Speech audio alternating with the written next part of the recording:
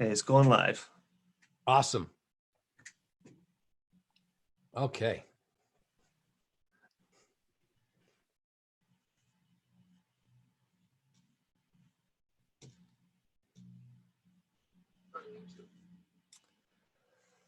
All right.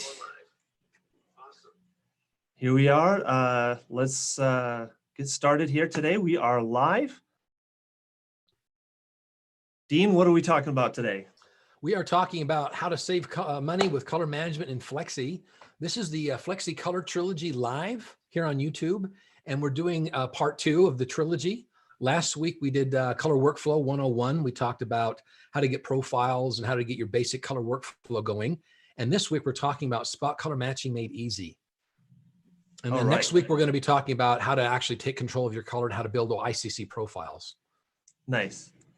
All right, so why don't we just go ahead and get started? We'll start with the first thing is, so we're like Dean said, we're on part 2 of the spot color matching part of this presentation. So the first thing we want to talk about is what is, when we start to get into the spot color matching thing, how can we match colors? Well, there's several different ways that this can do. We can do this. We can do this with our eyes, first of all. We can use a small measuring device like we see here, like one of these little small devices that hook up via USB or Bluetooth, or we can go to the higher end spectrum where we're talking about $1,200 plus and whatnot. So we're talking about the i1 Pro X-Rite devices, the Barbieries, the different things like that. So this is kind of where we're going to focus in on this lesson. By the way, actually, before we get too far, if you guys that are watching, if you have any questions, we've got a question and answer session at the very end. We've got somebody, Bennett, watching the comments. So if you guys ask any questions, we will get to those and we'll ask those at the very end and we'll kind of cover anything that comes up. So keep those questions, send them in whenever you have something, and then we'll get to it at the end. So we got measurement devices. So first of all, we can eyeball it. This is actually a fairly common way to do it if we're just trying to get somewhere close to the color that we want. The idea would be that we would need to print a color chart for every media that we do, so banner, glossy vinyl, that kind of thing. We would find the matching color, and then we would find and use that particular ink value. So if you run your sample across your printed chart, you can say, hey, this color is exactly the one that the customer wants to use. And then all we have to do is punch in that color into our software and we can get a match. So this is really easy in Flexi, mainly because we can just print out any color chart that you want. I'm going to give you the verbal instructions here, and I'm going to actually kind of walk you through it step by step on what this looks like. So in the picture here, you can see our already preloaded CMYK color chart. So to load this, you're going to go to the View menu. You're going to click Create Swatch. You'll click Current Palette, and then you'll create the chart based on which palette you want it to do. And then you'll just send that right to the production manager. So let's just take a look at that real quick and see what that actually looks like. So I got Flexi pull up here, and it's just a blank document. And I'm going to go to my View menu. I'm going to go to Create Swatch. And if I want to do the CMYK one, I can just click on that CMYK one. And then in my Design Central, all I have to do is hit the green check mark. And boom, just like that, we've got a CMYK color chart that we can use. Well, you say, what if I have something else? So if you look down here below, I actually have our default color swatch loaded, and I also have a Pantone, the newest V3 Pantone color chart loaded. So I want to actually create the Pantone for that, or the chart for that. So same process, view, create swatch, and current palette this time. So if I click current palette, the Design Central is going to change a little bit. So it's going to show me this screen, and then I can click here. So default or Pantone, whichever one I want to select. I'm going to click on Pantone. I'm going to hit apply. And now I've got an entire chart with just the Pantone colors. And I'm going to actually zoom out here a little bit so you can see it. This is actually a fairly large chart, but you could print portions of it if you wanted to, or whatever you want to do. This is a pretty big chart, but this gives you all those things right there inside the software. Really easy, fast, quick, print it, no big deal. I could grab parts of this if I want to and ungroup it, and maybe just highlight a portion and print that if I need to. So this is going to be a good way for you to get those customers colors as close as possible, especially with a customer who necessarily is not necessarily as picky. Using your eye and using these color charts is going to be a really easy way to do that. So let's switch back to Aaron. I've got a couple of questions about this, because this is a really, really cool feature. Can you do any of the palettes that are built into Flexi Design? Because we have all kinds of stuff. We've got all the Pantone charts, the coded, the uncodeds. We've got all of the Avery. I mean, we've got all those. Can you do any of those? Yeah, you definitely can. You can do just about any one you want. So, and you can also do you can do your own custom palette, right? I can. So and palette from a file. If you bring in one file, you could just have it print all the colors in that file somehow, right? So if I go to my view menu and click on color, I can click on open table, and all I would do is click on library, and then now here is our entire list of different types of color charts. So for example, if I go look for Pantone, I've got a whole list of Pantone color charts in here. So that's and that's pretty amazing. You got access to every single color chart, almost unknown to mankind in there, right? Humankind. Exactly. I mean, and I can go in here and I could print off a color chart off of any one of these. Right. Okay, that's really cool.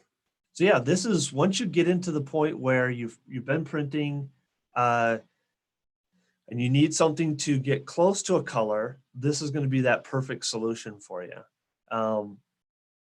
Let's go ahead and minimize that. So the next thing we're going to need to do is, if we really want to get the best colors that we want to do, you're going to want to calibrate your printer with either an onboard device or a handheld device. So that is where those two other options that we mentioned, the little color spectrophotometer, the one that's small, or color reader, and then the color spectrophotometer. So those are going to be the devices you're going to use to calibrate this printer. So, and this will be the process of going in and creating a profile and whatnot for each media type that you have. Now that's kind of a process in and of itself and has its own set of difficulties and different challenges. But if you want the best color on the block in your city, in your area, you create your own custom profile. So yeah, we'll be talking about that next week too. Exactly. That process and some of the things. Yep, we're going to kind of go into that. Exactly. So we're just going to mention that here and then kind of move on. So what you're going to want, Aaron, I'm sorry to stop you, but some printers actually have built-on calibration devices. They do. Yep. So they just need to run that calibration before they print the swatch. Exactly. So a lot of your machines, check with the manufacturer, see if it has it. Some of the higher end HP models will already come with that pre-ready to go. And they have one in there. I think it's the 570, I think, that comes with one. So check with your printer, find out if it has one. If it has one, perfect. That's a perfect solution for you. You don't have to go out and spend more money on a color spectrophotometer. So the idea here then is that you would want to print one of these charts for every print mode. And you might start thinking, man, this is going to start getting crazy. I'm going to print a ton of these charts. Well, technically, yeah, because the problem is every material reacts differently with the ink. And so you're going to be laying down different levels of ink. The heat is going to be interacting with that a lot differently. And so you really want to make sure you print one for every mode. So if you have a high quality and a low quality, a super fast print and a super slow print, you both want them to be printed out. So this might be where printing a smaller color chart might actually be a little bit better, but that's kind of up to you. The other thing we always mention is just keep them out of the sun and reprint them whenever necessary. If they get damaged, if they get marred up, reprint them, because over time, especially if they sit in the sun, it's going to start to fade, and then the colors that you have on your chart is no longer going to match what you have on the printer. So just make sure and keep those up to date. Yeah, we've seen that with some, a lot of print shops like to put this in their waiting room, that their lobby, right? Their showroom, and they'll fade in the sun over time. And they don't have to do every single print mode that they ever use, maybe just the top 3 that they sell the most of. Maybe just have 1 or 2 charts just for their top selling media to start with to see how well this works. Exactly. That's definitely a great idea for sure. So the next thing we kind of want to take a look at then is how to, if you're going to use your eye to match this up, then we want to, as much as possible, pick the color that you're using. So every time when you print this out, you're obviously going to have that color chart open in Flexi, and so you'll match this up. One of the interesting things that we get all the time too is that maybe the Pantone color that you're trying to print, because of the profile that you're using, may not always match the Pantone on your color chart. So here's an interesting example. Let's just say Pantone 367C on this little picture here that we got. Let's say that's the color that we want to hit, right? And as we run our sample down our chart, it's possible that customer brings in a sample of 367C, and let's just say it doesn't actually match 367C. Let's say it matches the one right above it better. That's okay. It doesn't matter. As long as your printer is going to print out the same color, those 2 things can be different. And as long as they print out right, then you're okay. So it's kind of like a substitution thing.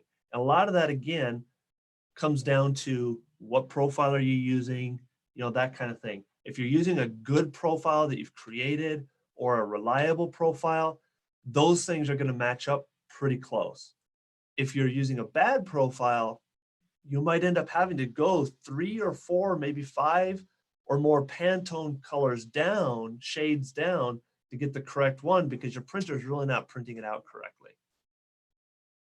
So again, identify that swatch number and then use that, go back into Flexi, into Production Manager, and then we can do an ink sample point or a replacement for that color.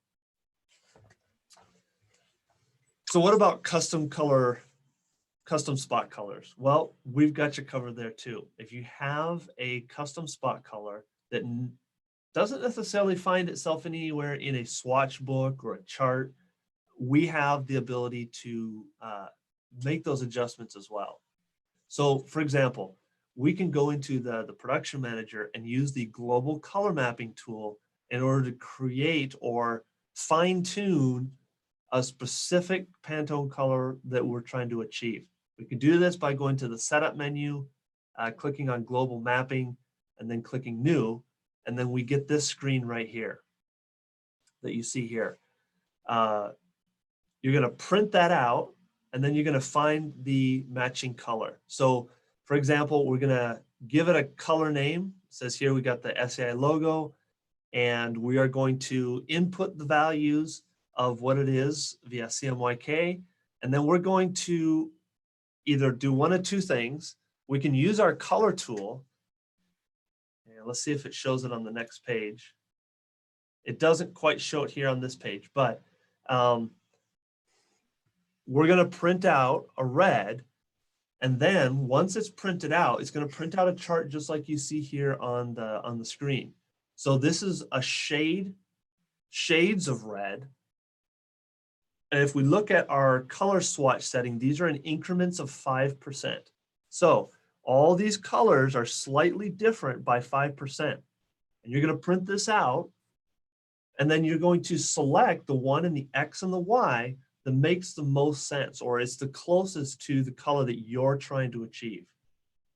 So once I select that, you can see here that we chose X4, Y4.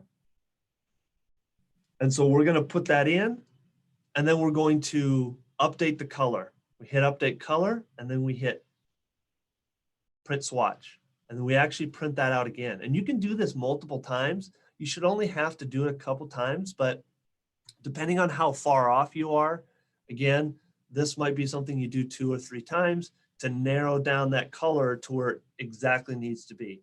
But this is how we can use this in order to get the correct color. Now, this is where this tool becomes really handy right here. So this tool here is used to measure color.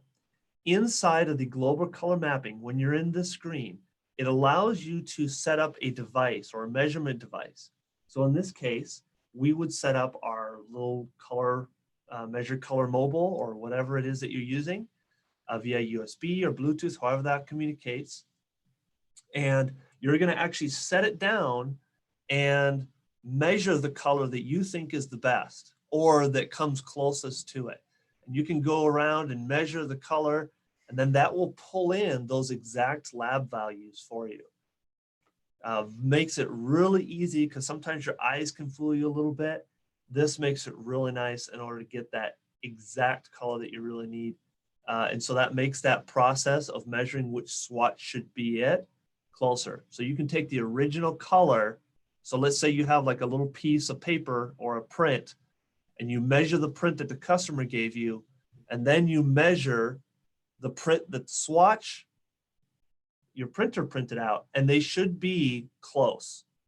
If we've done the process correctly, that's how it should be. Great. So let's actually take a look at this. Before we move on to questions, I want to show you what this looks like in the production manager. Awesome. I'm going to pull up the production manager. We'll go through a live demo of kind of what that looks like. So if I go to my printer here, I can go to my setup menu and click on global color mapping. So as you're pulling that up, Aaron, let's talk a little bit about the specific use case that we're talking about here. So this is where a customer has come into the shop and they have a specific color they want to match. It's a custom spot color. Right. If they don't know what the Pantone color is, they don't know what's going on. And we're trying to figure out what that color is. Right. And we may or may not have a measurement device. And we're gonna actually figure this out very, very quickly. Exactly. Yep. Okay. That's the perfect example for this. We're gonna add a new custom spot color to Flexi Production Manager like that. Yeah. And so what you see here is you'll notice that when I open up the global color mapping, it actually loads up a default color mapping for Flexi. And so in other words, we use an industry standard global color mapping scheme or setup that is already in the software. So technically, if you're already printing one of these Pantone colors, there should already be a global value associated to it. So this is where we're going to hit that new button right here. So we're going to hit add. And this is where we can set up our device right here. So here we give it a name. And this is the customer's custom color name. Right. Exactly. This is the custom colors name, correct. So one of the things you'll see here is we've got a couple different options here. So an I1, an X-Rite, or a Spectrifacam. And these are the ones that we support through this window. So this is really nice because then you can, if you're planning on buying or creating your own profiles, you can go ahead and buy an X-Rite, and then you can also use it for this purpose too. It's not just for that, for scanning in profiles. You can also use it to scan an individual color if you need to. Right, and those little handheld devices, those little inexpensive ones, those come with a mobile app. And what you'll do is you'll read it on the mobile app, and the mobile app will tell you the LAB, and you'll just enter the LAB there in that dialog. Exactly. You don't talk to the device directly in Production Manager. You just enter the values. Yep, It's a exactly. mobile app. Those are they're via Bluetooth, so you hook them up with your phone, and then just like that, you pull up the lab values and you just type them in here manually. That's why we've given you the option to be able to type those in manually, because we know that if you're using some of those newer tools, it's going to give you those lab values, and that's important. So then once we're done, we can do some calibrating, we can hit the measure, and once we're ready, we hit OK. And it's gonna. Now, what it's doing is it's creating that swatch, right? We're going to play color battleship, right? Correct. Yep. With the X and Y, and we're gonna play color battleship and pick the closest colors match. Correct. Now, it should kick out a swatch, right? It should kick out a swatch, but I have a feeling that because I switched monitors several times, it might be. Let's pull in a file here.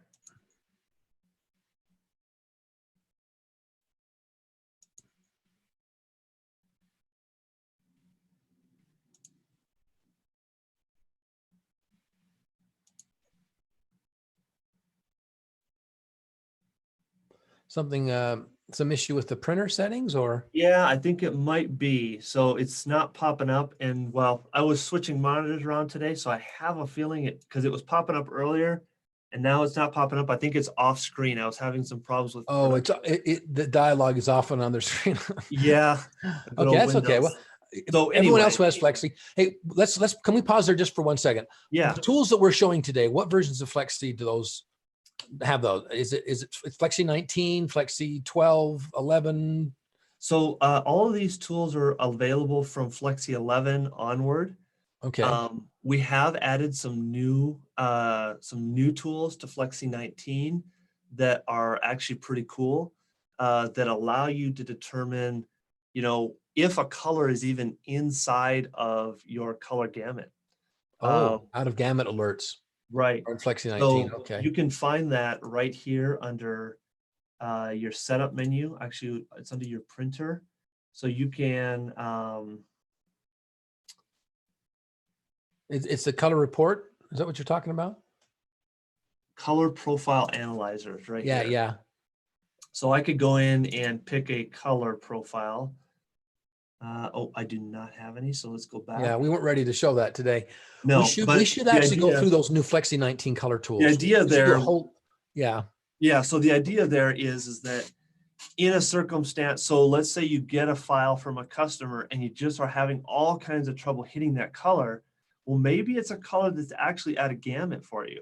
And so you could take your ICC profile. So you load your ICC profile, and then you grab the file that you want to analyze, and then the software grabs it and says analyzes all the colors inside of that file, and then it tells you with a little cool, neat little map. It shows you what colors are at a gamut. So you might find that, oh, this red that I was trying to hit for this profile, it's out of gamut. I actually can't hit that. That's why I'm struggling with it so much. In that case, colors. Then you might want to reconsider and say, okay, well, maybe I'm using a bad profile, or maybe I should reprofile, that kind of thing. Yeah, that tool is also used by sign and print shops to profile a new media to see if it actually hits the colors they need for customers. So when they're switching media brands, they can actually sort of tell, okay, we're going to switch from this brand of media to this brand. Can we still hit all the colors we need to? And it can really save you a lot of money and a lot of hassle in media purchasing if you use that media tool. So we should do another live one just on that tool alone. That's a very, very wonderful Flexi 19 tool. Actually, that might not be a bad idea. In fact, when we're done with this color correction trilogy here, we might actually go ahead and do that. Maybe we do a prequel or something like that. Yeah. All right. So any questions out there for us? How many do we have on YouTube? Looks like we have 3 or 4 people, and it doesn't look like we have any questions yet. So okay, you guys that are watching, if you guys have any questions about any of this, let us know. Again, I kind of want to just go over some of those devices you can spend a lot of money on these devices for profiling, or you can get, some simpler ones. So our recommendation is you've got a couple different tiers really when it comes to those devices. And one of the devices is the regular X-Ray. It's a slide manual type one. That's going to be your cheapest option for creating a profile. And then you can go up from there. There's these ones called the Barbieris that are all fully automatic. Those are going to be very expensive.